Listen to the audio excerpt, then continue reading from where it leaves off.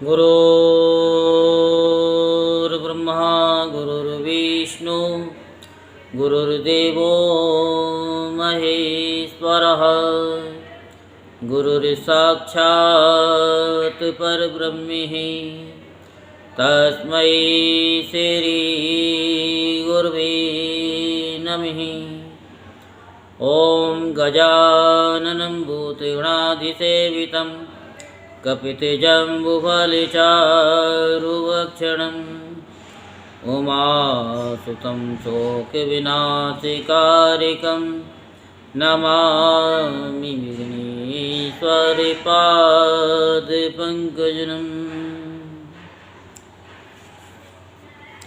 ॐ श्री शां शिवाय नमः।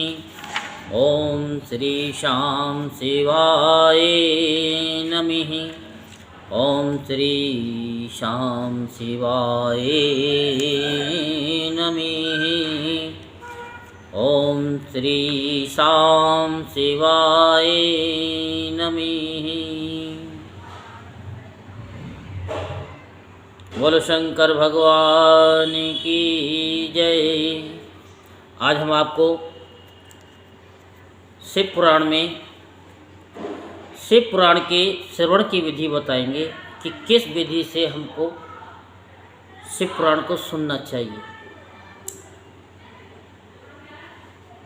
कल आपको चंचुला की कथा सुनाई थी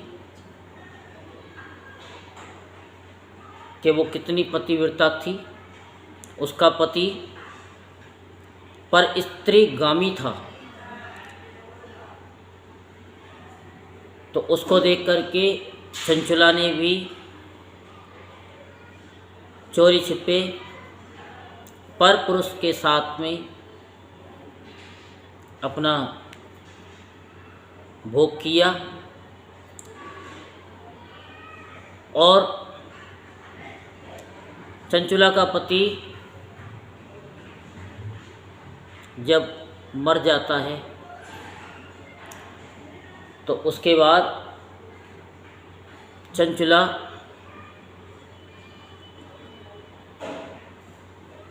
अपने किसी तीर्थ स्थान पर जाती है तो वहाँ पर शिव पुराण की कथा होती है। तो ब्राह्मण वाच रहे होते हैं, तो जैसे ही उसने उस कथा के बारे में सुना कि जो पर स्त्री या पर पुरुष के साथ में ये दुष्कर्म करती हैं तो यमदूत उनके साथ कैसा बर्ताव करते हैं, तो सुन कर के वो कांप गई। और फिर उन्होंने जो शिव पुराण वाच रहे थे ब्राह्मण देवता, उनके पास जा कर के कहा कि ऐसे मुझसे गलती हुई है और मैं इसको सुधारना चाहती हूँ, इसका क्या पश्चाताप है, तो इसके बारे में बताइए। तो उन ब्राह्मण देवता ने उनको वो कथा सुनाई और फिर वो शिवलोक में गई। और जब शिवलोक में गई तो एक बार उन्होंने पार्वती जी को प्रसन्न किया स्तुति करके। फिर उन्होंने पार्वती जी ने कहा कि वर मांगो, तुमने मेरे को प्रसन्न किया है। तो उन्होंने कहा कि मेरे पतिदेव जो थे वेश्याओं के चंगुल में फंस गए थे और मुझसे पहले उनकी मृत्यु हुई थी, तो मुझे ये बताइए कि वो किस योनि में हैं, कहाँ पर हैं। तो पार्वती जी ने बताया कि इस तरीके से वो अमुक स्थान पर पिशाच बने हुए हैं। तो उनको उद्धार के लिए पूछा, तो फिर पार्वती जी ने तुमरू को आज्ञा दी कि जाओ उनको शिव पुराण की कथा सुनाओ जाकर। तो चंचुला को लेकर के तुमरू जी वहाँ गए और वहाँ कथा का हल्ला मच गया, प्रचार हो गया। उस प्रचार के बारे में बताया कि कथा का जितना भी ज़्यादा से ज़्यादा प्रचार कर सकते हैं करो, क्योंकि प्रचार के माध्यम से ही नारद जी इस लोक में परलोक में कोई ऐसी जगह नहीं है जो नारद जी नहीं जा सकते हों।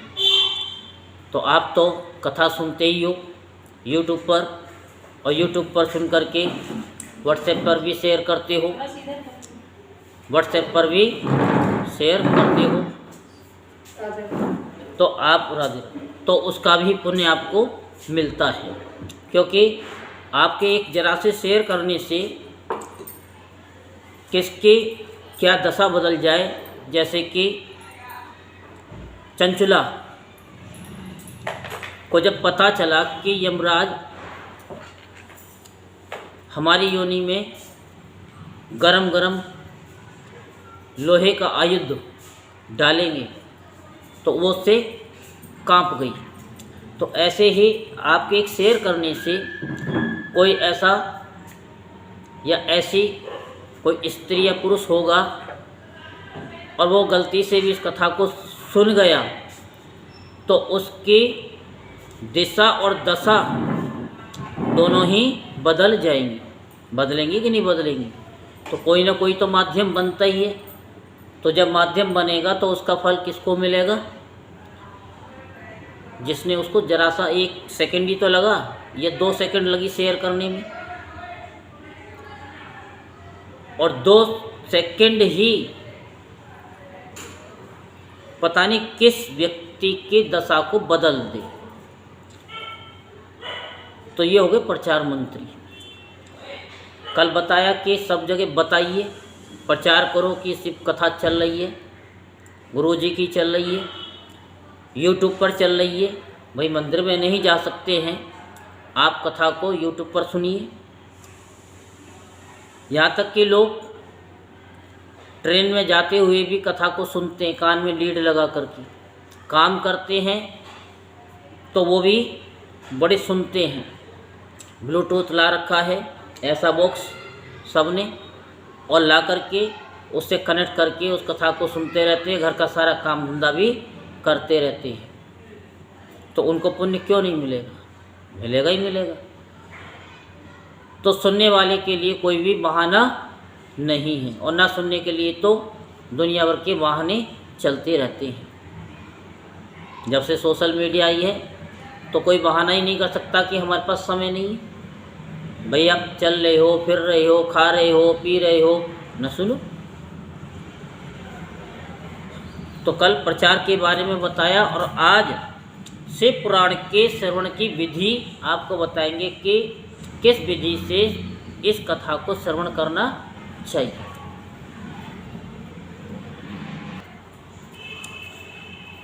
तो विधि क्या है उसे बड़े ध्यानपूर्वक सुनिए। सौनक जी बोले, हे व्यास शिष्य, हे सूत जी, आपको कोटि कोटि प्रणाम है, नमस्कार है। आप धन्य हैं और से भक्तों में श्रेष्ठ भी हैं। आपके महान गुण वर्णन करने योग्य हैं। अब आप कल्याण में शिव पुराण के श्रवण की विधि बतलाइए, क्योंकि हर चीज़ की एक विधि होती है। नहीं होती? आलू बनाएंगे तो उसकी विधि कुछ और है, और जो भी बनाते हैं आप, उन कड़ी बनाएंगे तो उसकी विधि कुछ और है। अब ये तो है नहीं कि कड़ी में मेथी डाली जाती है तो और सब्जी में मेथी डाल दोगे। तो ऐसे ही इस शिव पुराण की कथा के श्रवण की विधि क्या है जिससे सभी श्रोताओं को संपूर्ण उत्तम फल की प्राप्ति हो। सूत जी बोले कि हे सौनक, हे मुनि, अब मैं आपको संपूर्ण फल की प्राप्ति के लिए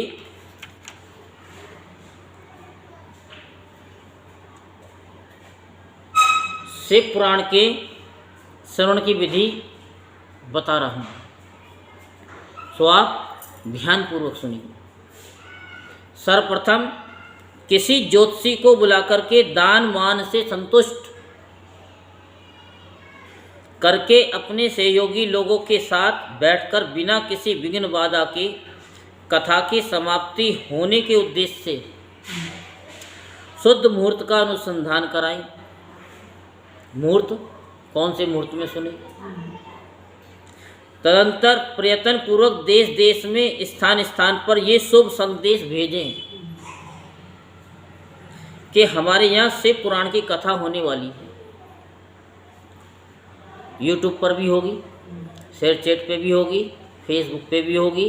नहीं आ सकते हो तो आप वहाँ भी सुन सकते हो। हमारे यहाँ शिव पुराण की कथा होने वाली है। अपने कल्याण की इच्छा रखने वाले लोगों को उसे सुनने के लिए अवश्य पधारना चाहिए। कुछ लोग भगवान श्री हरि की कथा से बहुत दूर पड़ गए हैं। कितने ही स्त्री शूद्र आदि भगवान शंकर के कथा कीर्तन से वंचित रहते हैं। समय नहीं, उनको बताओ आध्यात्मिक गुरु जी चैनल है और यूट्यूब पर उस पर कथा आधे घंटे 15 मिनट जो भी आपके समय मिले, उसकी विधि क्या है, चलते फिरते खाते पीते सोते बैठते उसे सुनो। उन सब को भी सूचना हो जाए, ऐसा प्रबंध करना चाहिए। देश देश में जो भगवान शिव के भक्त हों तथा शिव कथा के कीर्तन और श्रवण के लिए उत्सुक हों, उन सबको आदरपूर्वक बुलवाना चाहिए। उन्हें कहलाना चाहिए कि यहाँ सत्पुरुषों को आनंद देने वाला समाज तथा अति अद्भुत उत्सव होगा, जिसमें शिव पुराण का पारायण होगा। श्री शिव पुराण की रसमयी कथा का श्रवण करने हेतु आप लोग प्रेम पूर्वक शीघ्र पधारने की कृपा करें। यदि समय का अभाव हो तो प्रेम पूर्वक एक दिन के लिए भी आइए, और नहीं भी आ सकते तो फिर यूट्यूब के माध्यम से सुनिए। आपको निश्चय ही आना चाहिए, क्योंकि इस कथा में क्षण भर के लिए बैठने का सौभाग्य भी दुर्लभ है। क्या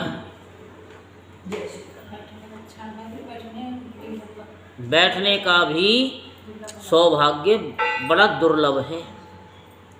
मोबाइल सबके पास में होंगे, लेकिन कथा को उन्हें वो सौभाग्य नहीं मिलेगा। बस वो तो अपने रील को स्क्रॉल करते रहेंगे, लेकिन कथा में उनका मन नहीं लगेगा, क्योंकि वो सौभाग्य ही नहीं उनको मिला। तो क्या बताया जा रहा है कि क्षण भर के लिए बैठने का सौभाग्य। अगर आपके पास मोबाइल है तो शिव पुराण सुनिए। ये शिव पुराण और भागवत आपको क्या देती है और क्या कहती है, ये आपको बताएगी। क्योंकि इंसान जो देगा ना वो गा जाएगा, लेकिन ये कथा जो देती है ना, भगवान जो देते हैं वो कभी जताते नहीं है कि मैंने तुझको दिया। तो इसलिए आप निश्चय ही कथा को श्रवण करें, यहाँ भी श्रवण करें, यूट्यूब पे भी श्रवण करें और करते हो, और उसके साथ साथ में आप 1 सेकंड लगता है शेयर करने में। उल्टी सीधी चीज़ें तो सब शेयर कर देते हैं, लेकिन कथा को शेयर नहीं करेंगे, कहीं बुरा ना मान जाए। इसलिए ये आपसे आज से अपना नियम बांध लो कि हमें कथा सुन के 5 या 11 जनों को शेयर करना है। पता नहीं कितनी ऐसी चंचुला होंगी जो एक शब्द भी शिव पुराण का उन्हें मिल गया तो वो अपनी गति को सुधार लेंगी।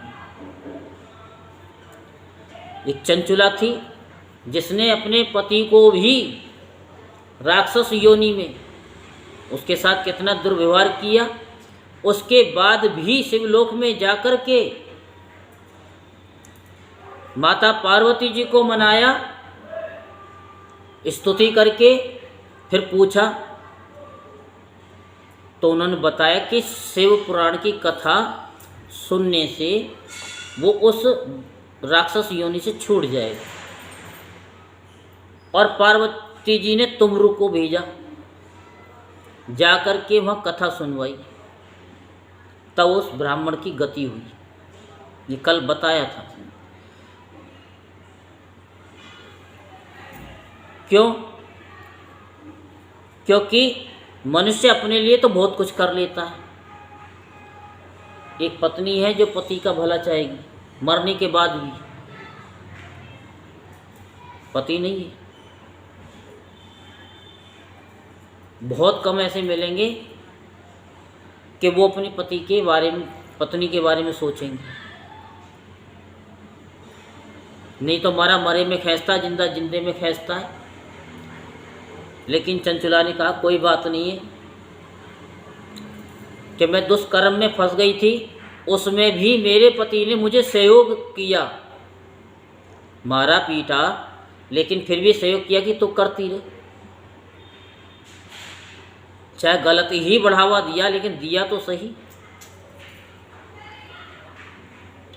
तो इसलिए बताते हैं कि कथा को सुनो और आगे शेयर कर दो। आपका शेयर करने में कुछ नहीं जाता, किसी की लाइफ चेंज हो जाए। इस प्रकार विनय और प्रसन्नता पूर्वक श्रोता को निमंत्रण देना चाहिए। यही भागवत में और शिव पुराण में कि निमंत्रण देना चाहिए। आप भी निमंत्रण ही दे रहे हैं। नहीं आ सकते सुनो, और सुन भी नहीं सकते हो तो कम से कम उस कथा के 2 अक्षर, शिव पुराण भी, उस पर जो हम लिखते हैं कि श्री शिवाय नमस्तुभ्यम, शिव महापुराण भी अगर वो पढ़ लेगा ना हेडलाइन, उससे भी उसका उद्धार हो जाएगा। ओम श्री श्याम शिवाय नमः, इसका भी हेडलाइन बनाएंगे। उसे समय लगेगा हमको थोड़ा सा, क्योंकि समय का अभाव है।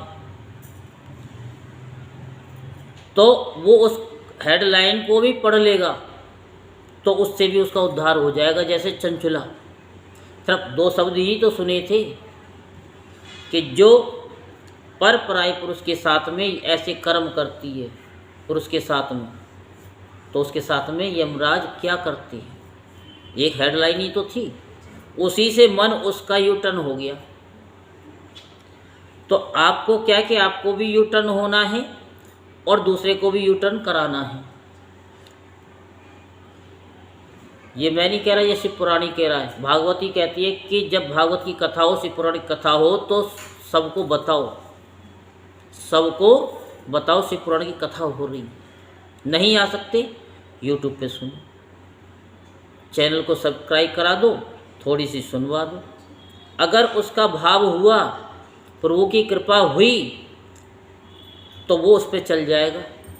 लेकिन आप ये ना सोचें कि वो नहीं चला तो आपका परिश्रम व्यर्थ गया।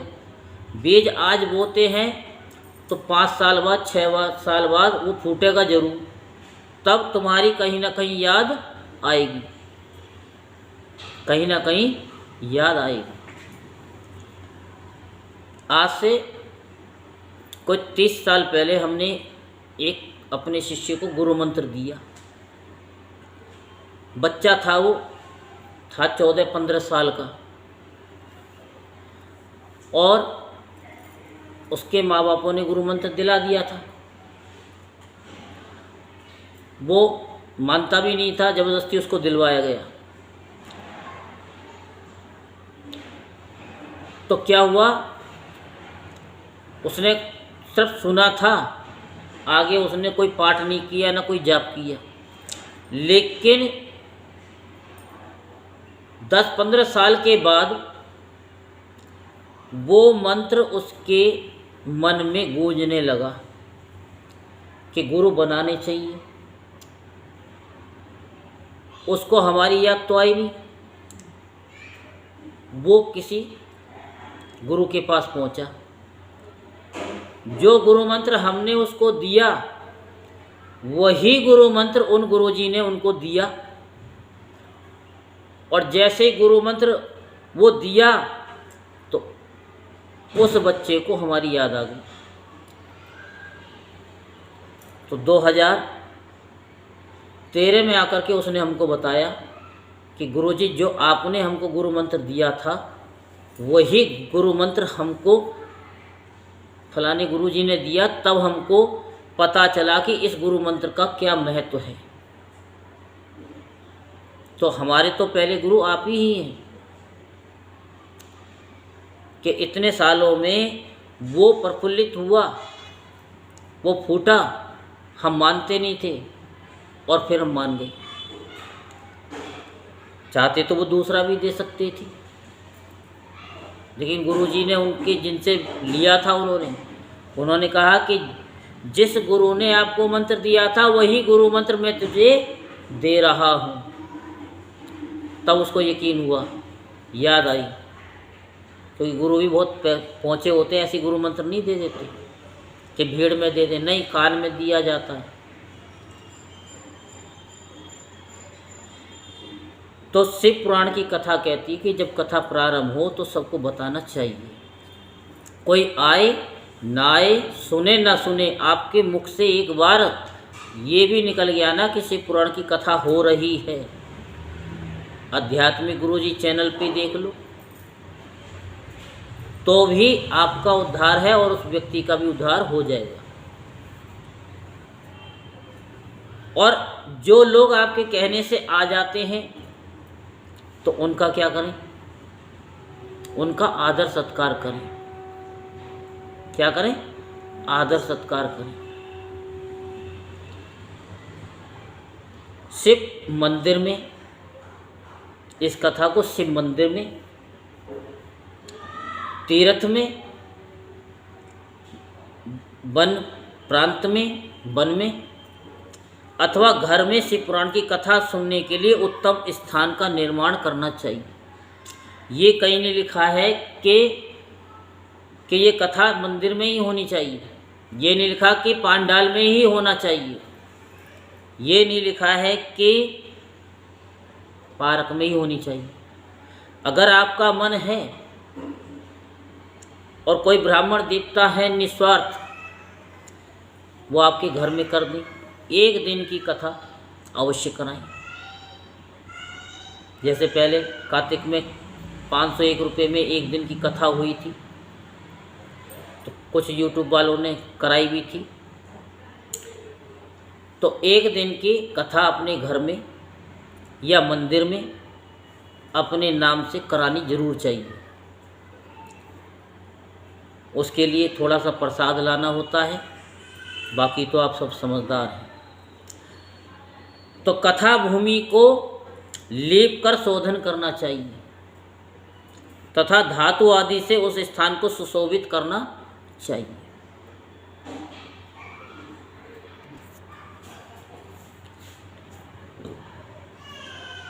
तो जिस स्थान पर आप श्रीमद् भागवत की कथा या शिव पुराण की कथा करवाएं तो उसे गाय के गोबर से जरूर लीपें। फर्श भी है तो उसे भी गाय के गोबर से जरूर लीपें, क्योंकि उसमें 33 करोड़ देवी देवता विराजमान हो जाते हैं। ये मत सोचो हमारा फर्श गंदा हो जाएगा, लेकिन 33 करोड़ देवी देवता विराजमान हो जाते हैं।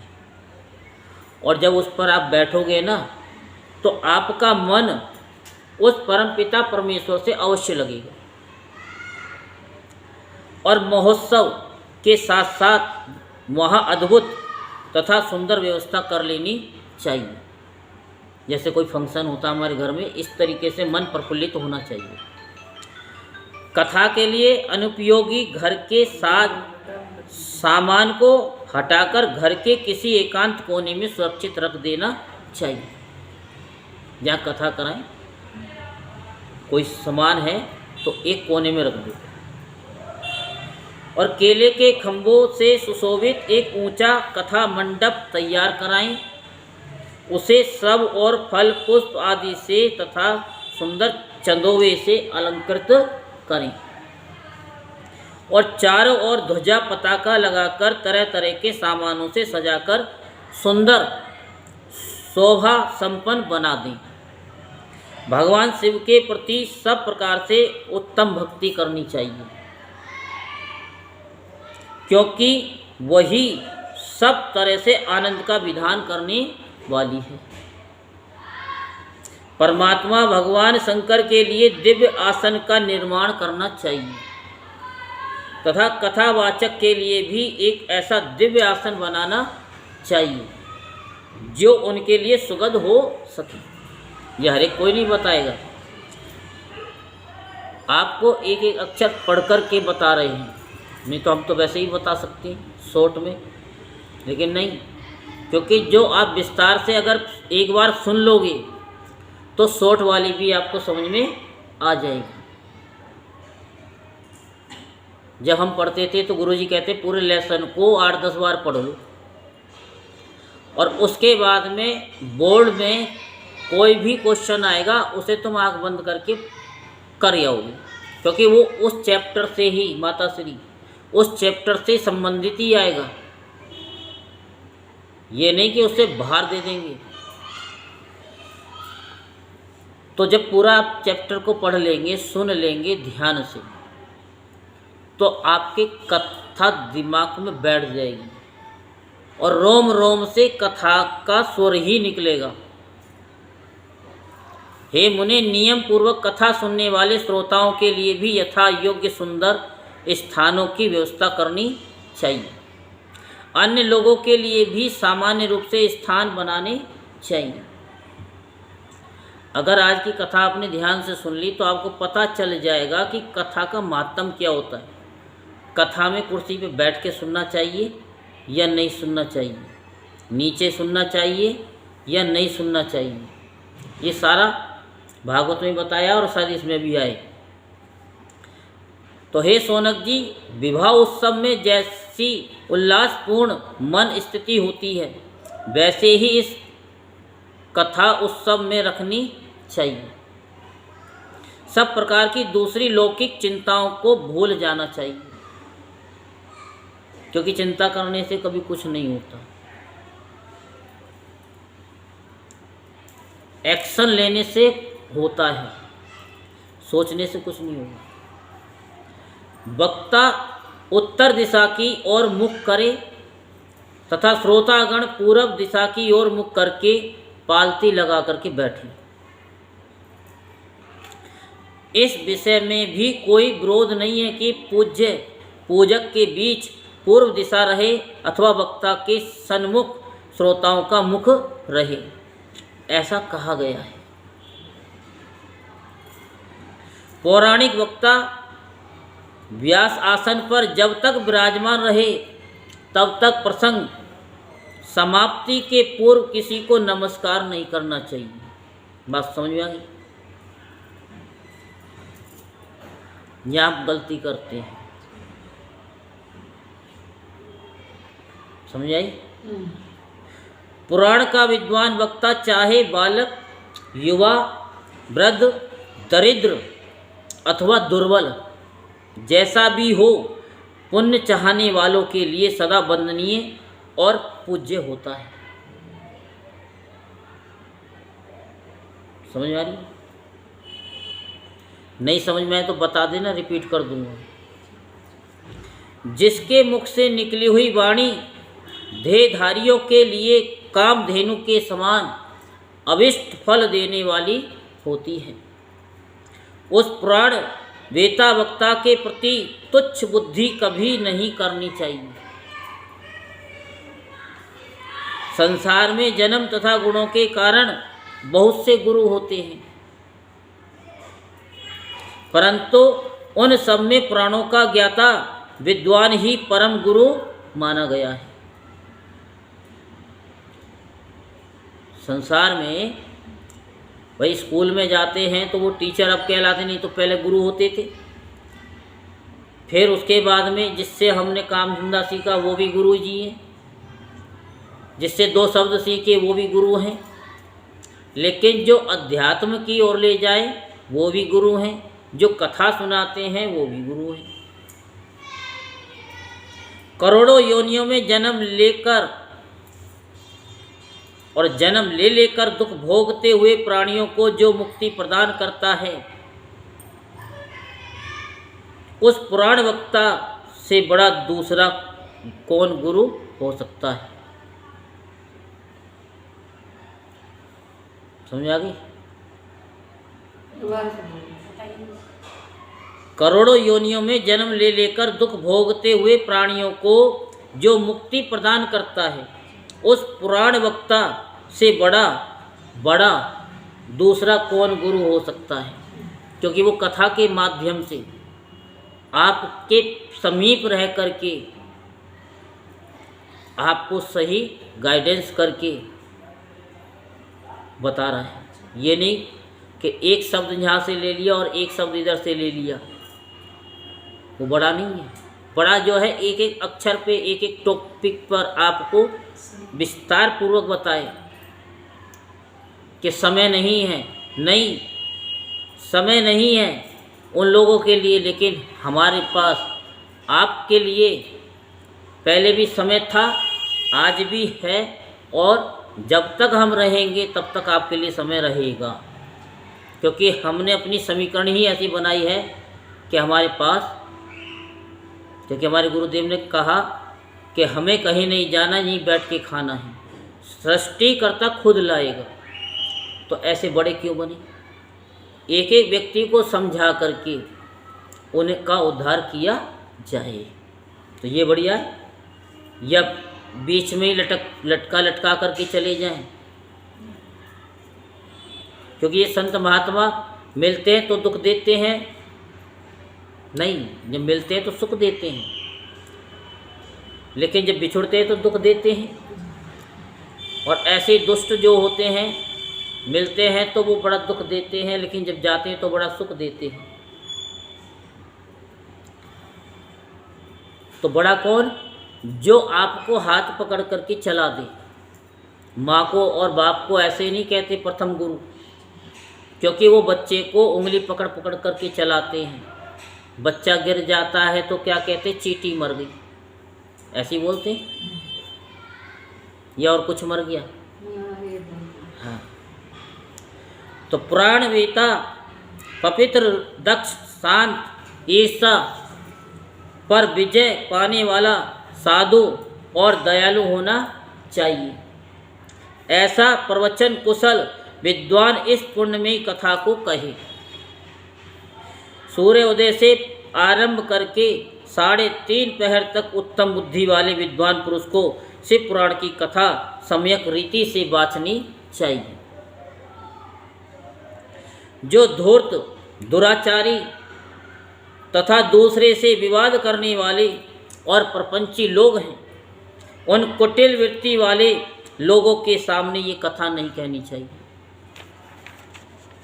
नहीं तो क्या करेंगे? आपको पॉजिटिव से नेगेटिव कर देंगे। तुमको क्या मिला? तुम्हारे जीवन में तो इतना कष्ट है, यही बोलेंगे। तुम इतने भक्ति करते हो, क्या भगवान ने तुमको दिया? तुम्हारे साथ में ऐसी ऐसी घटना घटित हो गई, क्या भगवान ने दिया? अरे भगवान ने जो दिया तुमको नहीं पता कि चलो वो तो घटना घटित हुई तुम्हारे साथ में, कहीं और से भी तुमको गिरा सकते थे। पता नहीं कितने बड़े बड़े कष्टों से तुमको भगवान ने बचाया है। माँ बाप अपने बच्चों को चाहे कितने भी बूढ़े हो जाएं, उनको बच्चा समझ करके उनकी हर गलती को माफ़ कर दिया करते हैं। और जब उन पर कोई संकट आता है तो माँ बाप उस संकट को अपने ऊपर लेते कि नहीं लेते, कि बेटा तू टेंशन ना लेना, हम तुम्हारे साथ में हैं। तो भगवान तुम्हारे जब साथ में हैं, फिर तुम्हें किस बात का डर है? महाभारत का युद्ध हुआ था तो अर्जुन के साथ में कौन थे? भगवान थे। तो जीत किसकी हुई? अर्जुन की हुई। तो जब भगवान आपके साथ में है तो जीत आपकी होगी और हमेशा होगी, क्योंकि वो तो नेगेटिव बोल करके आपको नेगेटिव करके चले जाएंगे। उनकी बातों पे ध्यान ना दें। जो नेगेटिव बात करते हों लोग, उनसे 100 गज की दूरी बना लो। दुष्टों से भरे तथा डाकुओं से घिरे प्रदेश में और धूर्त व्यक्ति के घर में इस पवित्र कथा को नहीं कहना चाहिए। सुन लिए, इसी से हमने कथा छोड़ी थी। तो इसीलिए मध्याह्न काल में 2 घड़ी तक कथा बंद रखनी चाहिए, जिसने कथा कीर्तन से अवकाश पाकर लोग शौच आदि से निवृत्त हो सके। कथा प्रारंभ के दिन से 1 दिन पहले व्रत ग्रहण करने के लिए वक्ता को छोर करा लेना चाहिए। जिन दिनों कथा हो रही हो उन दिनों प्रयत्न पूर्वक प्रातःकाल का सारा नित्य कर्म संक्षेप से ही कर लेना चाहिए। वक्ता के पास उसकी सहायता के लिए एक दूसरा वैसा ही विद्वान स्थापित कर लेना चाहिए, क्योंकि 6-7 दिन की कथा में हर चीज़ कथा तो पूरी सुना नहीं सकती। 15 मिनट की कथा होती है तो 1 घंटे का भजन होता है, और 1 घंटा जो है महाराज के गले में वरमाला पहनाने के लिए सब खड़े हो जाते हैं। तो 3 घंटे कैसे गुजर जाते हैं पता ही नहीं चलता। तो विद्वान जो बिठाए जाते हैं कि उसका वो पाठ कर लें, जिससे कि जो कथा हो रही है यजमान को उसका दोष ना लगे। आपको कोई दोष नहीं लग रहा, आप तो संकल्प लेके बैठे तो भी और ना लेके बैठे तो भी आपको दोष नहीं है।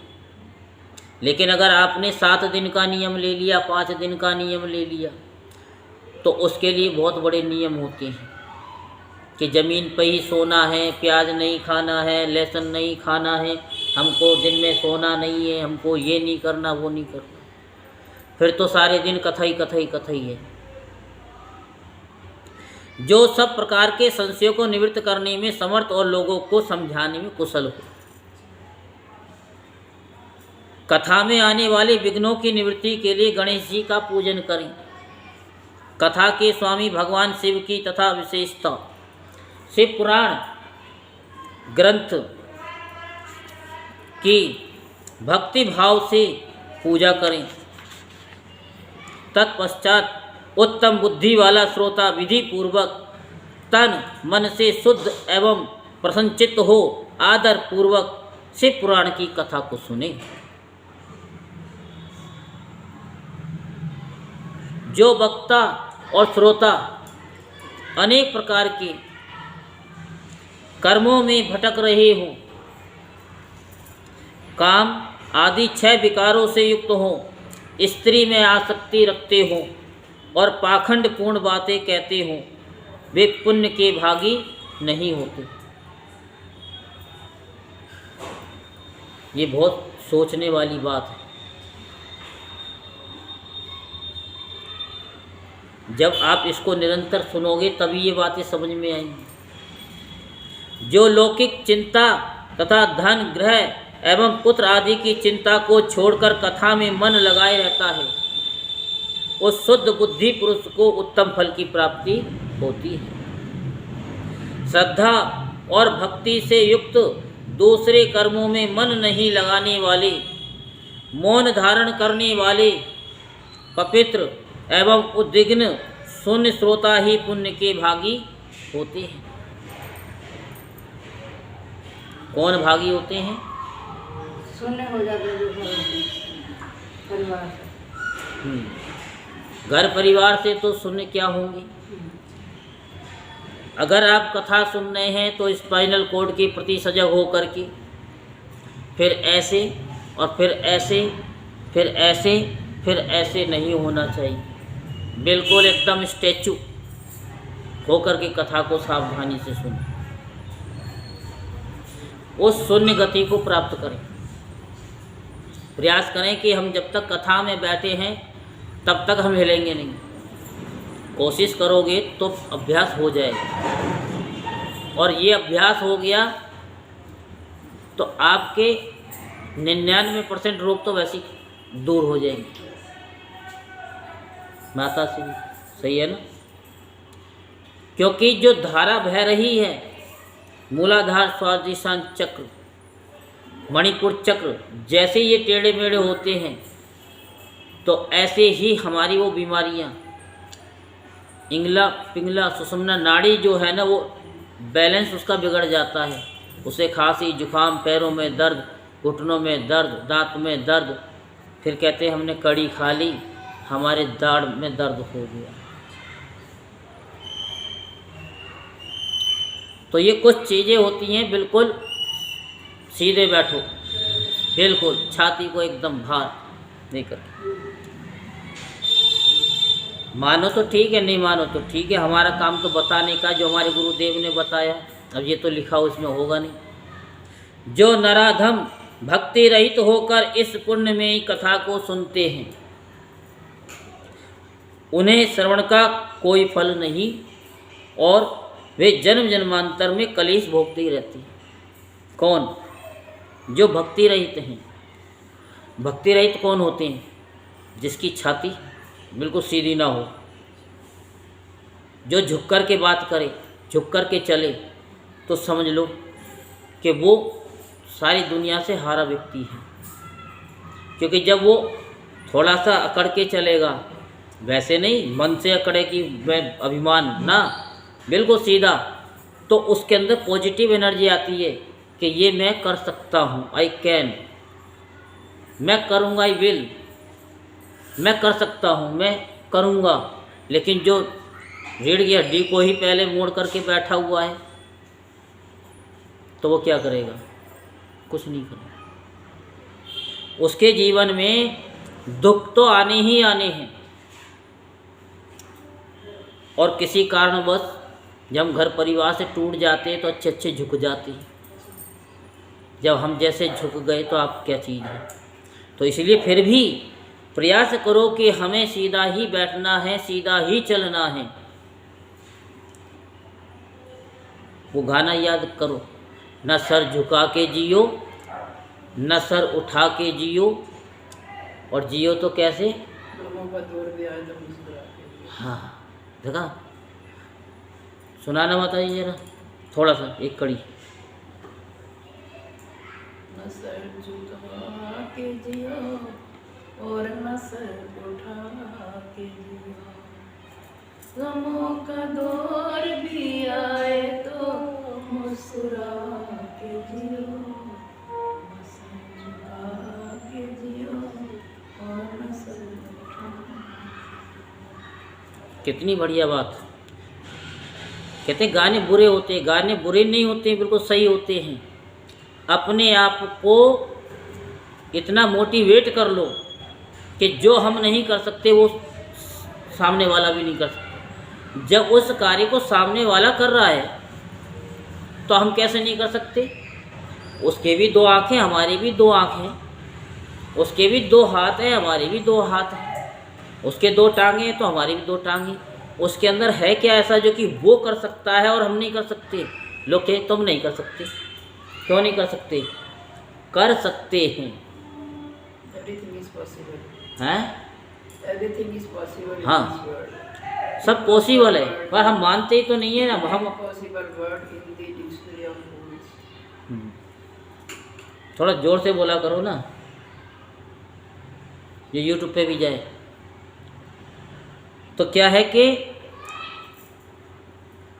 अपने को इतना मोटिवेट करो कि हम भगवान के बंदे हैं। नहीं तो लाखों करोड़ों लोग हैं, क्या भगवान ने उनको बुलाया? नहीं बुलाया। आपको ही क्यों बुलाया? क्योंकि आप पे प्रभु की असीम अनुकंपा है। इसलिए सबसे पहले बैठने की क्रिया को चेंज करो। कुछ आए या ना आए, घर का चिंता कुछ भी है, लेकिन कथा सुनो तो एकदम स्टिक होकर के सुनो। पहले तो टीचर स्टिक होते थे, अब तो स्टूडेंट ही स्टिक हो जाते हैं टीचरों पर। माँ बाप भी पहुँच जाते हैं कि क्यों मारा हमारे बच्चे को, इसीलिए वो सक्सेसफुल नहीं है। यथाशक्ति उपचारों से इस पुराण की पूजा किए बिना जो मूढ़ इस कथा को सुनते हैं वे अपवित्र और दरिद्र होते हैं। कथा कहे जाते समय बीच में ही जो लोग उठकर अन्यत्र चले जाते हैं, अब सुन लो, बहुत से बीच में जाते हैं ना कथा में से उठ करके, जन्म जन्मांतर में उनकी स्त्री आदि संपत्तियां नष्ट हो जाती हैं। अब ये कोई बताएगा तुम्हें? कोई नहीं बताएगा। कथा में जब जाओ तो उसका एक नियम है कि व्यास पीठ पे जब कथावाचक ब्राह्मण संत बैठ जाए उससे पहले आपको जाना चाहिए, और जब व्यास पीठ से जब संत महात्मा ब्राह्मण देवता खड़े होकर के मंच से नीचे आ जाएं, उसके बाद अपने घर को प्रस्थान करना चाहिए, और नहीं तो स्त्री पुत्र संपत्ति सब नष्ट हो जाती। बताओ, कोई बताएगा? ये जो लिखा हुआ है ना, हर एक कोई नहीं बताएगा, सब अपनी पब्लिसिटी करेंगे, एक एक शब्द पे आपको पीएचडी करके बता रहे हैं। जो पुरुष सिर पर पगड़ी आदि धारण करके इस कथा का श्रवण करते हैं, पगड़ी, उनके पापी और कुल कलंकी पुत्र उत्पन्न होते हैं। पगड़ी रख करके नहीं सुनना चाहिए, अपने आप को एकदम शून्य कर दो कि हम कुछ नहीं जानते, कुछ नहीं जानते। रुमाल है वो रखना है, लेकिन पगड़ी नहीं। पगड़ी कथावाचक की बस, क्योंकि उस व्यासपीठ का राजा वही है, महाराजा वही है। आप तो प्रजा हैं, महाराज प्रसन्न होंगे तो आपके लिए राजमहल के सारे खजाने खोल देंगे। पर सरदार तो सारा पगड़ी पहन के बस सुनते हैं। सरदारों की बात नहीं, उनको तो लाल बत्ती हमने पहले ही दे रखी है, क्योंकि वो बत्ती तो ऐसी दे रखी है कि वो तो कोई उतार ही नहीं सकता। भाई अब जो विधायक हैं उनको लाल बत्ती मिली कितने साल के लिए? 5 साल के लिए है। 5 साल के बाद जनता कभी भी उनको लाल बत्ती से हटा देगी, लेकिन जो सरदारों को जो बत्ती दे रखी है उस बत्ती से तो कोई उतार ही नहीं सकता। ये तो एक भगवान की गॉड गिफ्ट है, नानक जी की गिफ्ट है, जो संत महात्मा ने जिसको जो दे दिया उससे कोई नहीं उतार सकता। वही तो कहते हैं कि जो व्यासपीठ पे जो बैठा हुआ है वो राजा नहीं, महाराजा है। आप ये मत सोचो हम बैठ के सुना रहे हैं, हमारी औकात नहीं हम आपको सुना दें, ऐसा नहीं है। हम तो खड़ूस आदमी हैं। हाँ, माता जी सबसे अच्छा जानती हैं।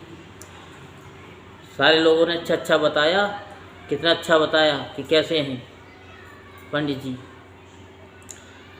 तो ये क्या है कि उनके जो है पापी और कुलंकी पुत्र होते हैं। जो पुरुष पान चबाते हुए इस कथा को सुनाते हैं, जो पान चबाते हुए, बहुत से देखा होगा पान चबाते हुए कथा को सुनाएंगे, और नहीं तो मिलवा दूंगा मैं इनको। उन्हें नरक में यमदूत उनकी ही विष्ठा खिलाते, उन्हीं की विष्ठा खिलाते। खा जो लोग ऊंचे आसन पर बैठकर इस कथा का श्रवण करते हैं वे समस्त नरकों में भोगकर काक योनि में जन्म लेते, कौए बनते हैं। इसलिए जो व्यासपीठ हो ना, उससे आसन नीचे होना चाहिए। कुर्सी भी हो तो इतनी छोटी होनी चाहिए कि व्यासपीठ से नीचे हो जाए। जो लोग वीरासन आदि से बैठकर इस शुभ कथा को सुनते हैं वे अनेक नरकों को भोगकर विष वृक्ष का जन्म पाते हैं। कथा सुनाने वाले पौराणिक को अच्छी प्रकार प्रणाम किए बिना जो लोग कथा सुनते हैं वे सभी नरकों में भोगकर अर्जुन वृक्ष बनते हैं। रोग युक्त न होने पर भी जो लोग लेटकर ये कथा सुनते हैं, बहुत से आपने देखा होगा पांडालों में क्या करेंगे, लेट जाएंगे। बहुत से क्या पैरों को कर लेंगे व्यासपीठ की तरफ, कीर्तन होगा तो भी पैर कर लेंगे, ढोलकवा से पैर लगा देंगे। वे सभी नरकों को भोगकर अंत में अजगर आदि योनि में जन्म लेते हैं। वक्ता के समान ऊंचाई वाले आसन पर बैठकर जो इस कथा का श्रवण करते हैं, उन नारकीय लोगों को गुरु सैया पर शयन करने जैसा पाप लगता है। अब YouTube पे बैठ करके और लेट करके कैसे भी सुन लो, उसमें दोष नहीं लगेगा, ये मैं आपको पहले बता दूँ। क्योंकि आप कथा सुन भी रहे हैं और सारे काम कर रहे हैं। कथा सुनते सुनते अगर सो जाएंगे तो योग निद्रा में पहुंच जाएंगे, ये आपको मैं बता दूं। कभी आप सोचो कि लो जी हम तो, क्योंकि वहाँ व्यासपीठ पे नहीं बैठे हुए, वहाँ आपके मोबाइल में बैठे हुए हैं, मोबाइल को ऊंचा रख दो। जो इस पवित्र कथा तथा वक्ता की निंदा करते हैं, वे 100 जन्मों तक दुख भोगकर कुत्ते का जन्म पाते हैं। कथा होते समय बीच में जो गंदी बातें बोलते हैं, गंदी बातें बहुत से क्या करते हैं, इधर उधर की बातें करने लग जाते हैं कथा में, इधर उधर की। वे घोर नरक भोगने के बाद किसका जन्म लेते हैं बता दूं? डंकी, गधा। जो कभी भी इस परम पवित्र कथा का श्रवण नहीं करते, वे घोर नरक भोगने के पश्चात जंगली सुअर का जन्म लेते हैं। जो दुष्ट कथा के बीच में विघ्न डालते हैं, वे करोड़ों वर्षों तक नरक यातनाओं को भोगकर गांव के सुअर का जन्म पाते हैं। कथा सुना रहे हैं और बीच बीच में काट रहे हैं बात को, तो वो गांव के सुअर का जन्म पाते हैं। इसका विचार करके शुद्ध और प्रेम पूर्ण चित्त से बुद्धिमान श्रोता को वक्ता के प्रति भक्ति भाव रखकर कथा श्रवण का प्रयत्न करना चाहिए। सबसे पहले कथा के विघ्नों का नाश करने हेतु गणेश जी की पूजा करनी चाहिए। अपने नित्य कर्म को संक्षेप में संपन्न करके प्रायश्चित करना चाहिए। नवग्रह और सर्वतोभद्र देवताओं का पूजन करके शिव पूजा की बताई गई विधि से शिव पुराण की पुस्तक का अर्चन करना चाहिए। पूजन के अंत में विनम्र होकर बड़ी भक्ति के साथ दोनों हाथ जोड़कर साक्षात शिव स्वरूपणी पुस्तक की इस प्रकार प्रेयर करनी चाहिए, स्तुति करनी चाहिए। श्री शिव पुराण के रूप में आप प्रत्यक्ष सदा शिव हैं। हमने कथा सुनने के लिए आपको अंगीकार किया है, अंगीकार अपने अंग में समा लिया है। आप हम पर प्रसन्न हो, मेरा जो मनोवांछित हो उसे आप कृपा पूर्वक संपन्न करें। मेरा ये कथा श्रवण निर्विघ्न रूप से सुसंपन्न हो। कर्म रूपी ग्रह से ग्रस्त शरीर वाले मुझ दीन का आप संसार सागर से उद्धार कीजिए। हे शंकर, मैं आपका दास हूँ। क्या हूँ? दास। इस प्रकार साक्षात शिव स्वरूप इस शिव पुराण की दीनता पूर्वक स्तुति करके वक्ता की पूजा आरंभ करनी चाहिए। शिव पूजा की बताई गई विधि से पुष्प, वस्त्र, अलंकार, धूप, दीप आदि से वक्ता की पूजा करें। तदंतर शुद्ध चित्त से उनके सामने नियम ग्रहण करें और कथा समाप्ति प्रयत्न यथाशक्ति उसका प्रयत्न पूर्वक पालन करें। तत्पश्चात कथावाचक व्यास की प्रार्थना करें। हे व्यास जी के समान ज्ञानी श्रेष्ठ शिव शास्त्र के मर्मज्ञ ब्राह्मण देवता, आप इस कथा के प्रकाश से मेरे अज्ञान अंधकार को दूर करें, जो हमारे अंदर अंधकार है। जैसे कोई लेडीज कहती है कि मैं कहता हूँ, जो ता लगाते हैं, मैं कह रहा हूँ, मैं जा रहा हूँ, मैं खा रहा हूँ, तो उसकी पति की आयु कम होती है। मैं सभी की बात कर रहा हूँ, एक की नहीं।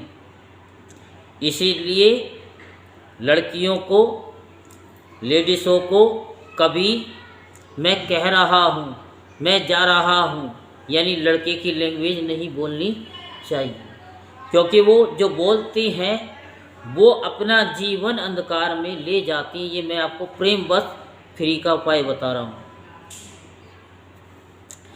भक्ति पूर्वक 5 अथवा 1 ब्राह्मण का वर्णन करें और उनके द्वारा शिव पंचाक्षर मंत्र नमः शिवाय का जाप करें।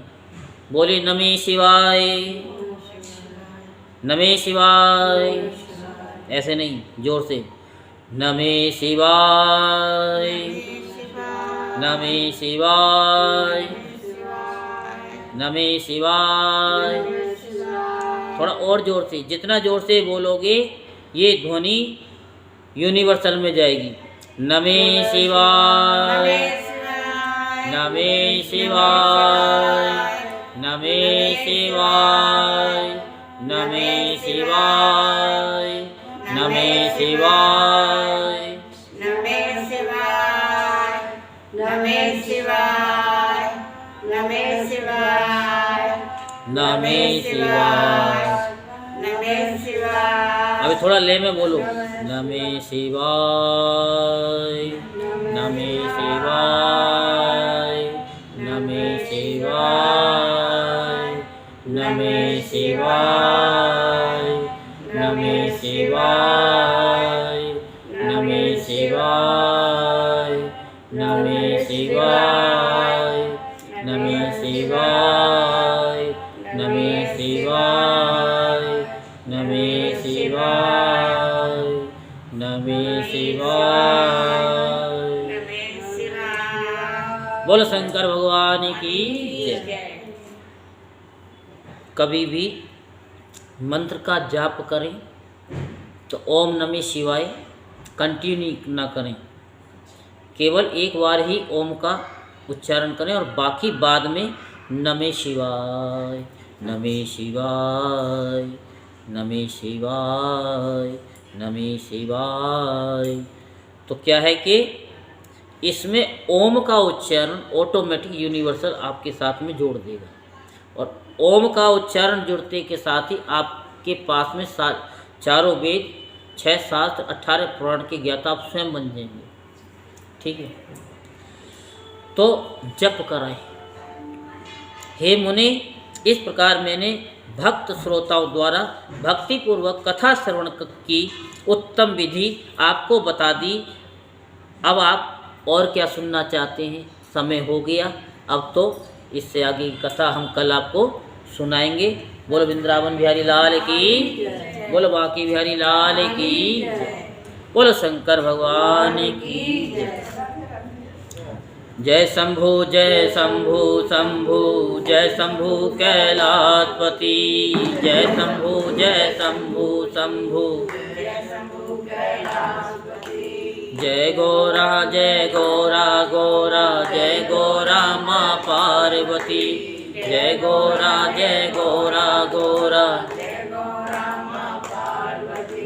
जय शंभु जय शंभु शंभु जय शंभु कैलाशपति, जय शंभु जय शंभु शंभु जय गोरा गोरा जय गोरा माँ पार्वती, जय गोरा गोरा जय गोरा माँ पार्वती। बोलो मापति महादेव की, हर हर महादेव, हर हर महादेव, हर हर